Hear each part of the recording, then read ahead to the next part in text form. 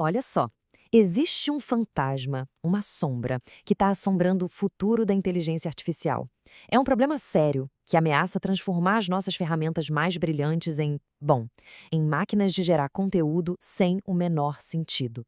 E o nome desse fantasma é colapso de modelo.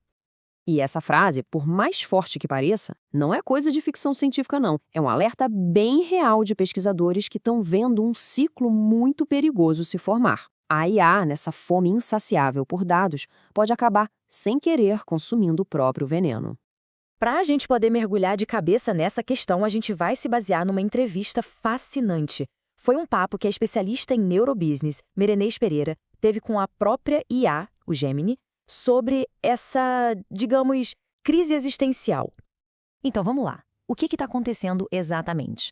A gente está sim diante de uma crise de verdade para os modelos de inteligência artificial do jeito que a gente conhece hoje. O nome do problema é esse: colapso de modelo.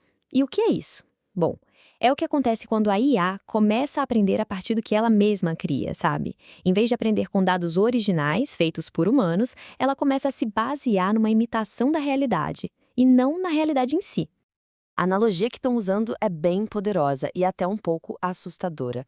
Pesquisadores de ponta, gente de Cambridge, de Oxford, estão chamando isso de demência digital. É como se o modelo esquecesse as informações mais raras, as mais criativas, e focasse só naquilo que é mais provável, mais comum. Basicamente, ele vai perdendo a genialidade. Mas como é que isso acontece na prática? A melhor forma de entender é pensar no efeito de tirar uma fotocópia de outra fotocópia de novo e de novo. É um ciclo vicioso, mesmo.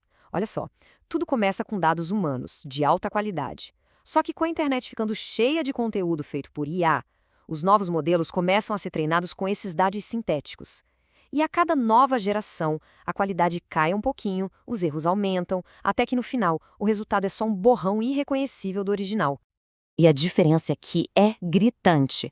Os dados humanos são diversos, são cheios de detalhes, de nuances, eles refletem a complexidade do mundo.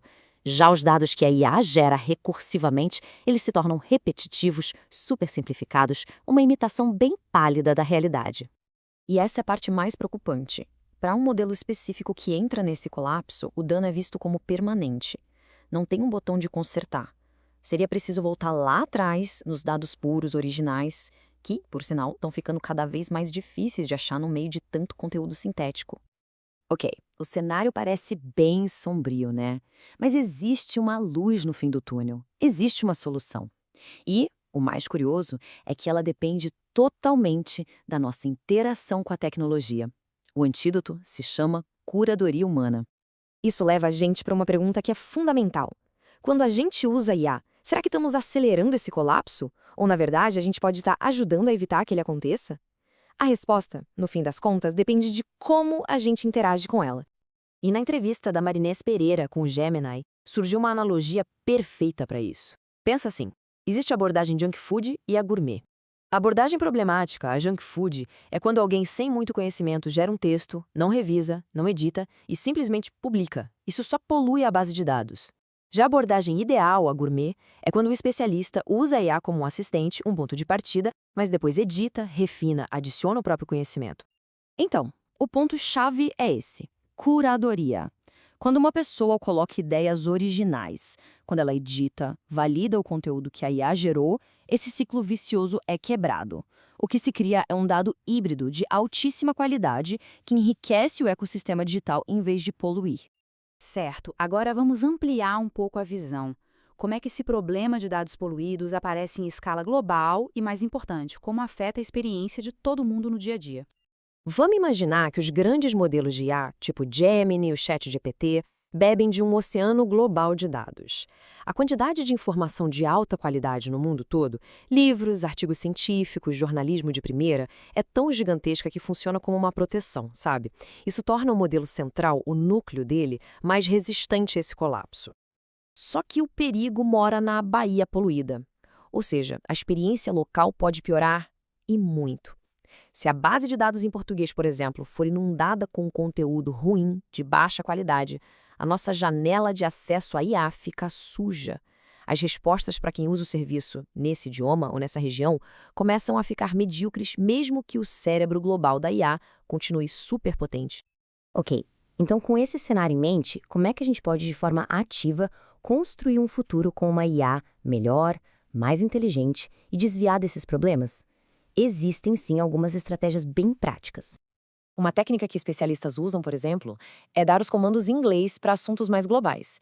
Isso meio que força a IA a pescar nesse oceano de dados maior e de mais qualidade. Depois, é usar a própria IA como uma assistente de tradução e, claro, no final, aplicar a indispensável curadoria humana. É o toque final que refina e garante a qualidade do resultado. Mas talvez a solução definitiva seja ainda mais interessante: a criação de IAs personalizadas, treinadas numa bainha limpa e privada de dados. Imagina só, para uma empresa, seria treinar um assistente com todos os seus documentos internos, com seu conhecimento acumulado. E para uma pessoa, seria treinar a IA com seus próprios textos, seus livros, suas fontes confiáveis. Essa abordagem muda completamente o jogo. A IA deixa de ser só uma ferramenta pública, genérica, com resultados que variam, e se transforma num ativo de conhecimento estratégico. Para uma empresa, é a garantia de consistência, de qualidade. E para um indivíduo, bom, é como ter um segundo cérebro, perfeitamente alinhado e organizado. E fica aqui, claro, o crédito e o agradecimento à especialista em neurobusiness, Mary Nis Pereira. Foi a entrevista dela que inspirou e deu base para toda essa nossa análise de hoje. E isso tudo nos deixa com uma reflexão final. Conforme o mundo vai se enchendo mais e mais de conteúdo sintético, talvez a capacidade de discernir, de refinar, de adicionar valor humano de verdade, ou seja, a curadoria, não seja apenas mais uma habilidade. Talvez ela se torne a habilidade mais crucial que a gente precisa desenvolver.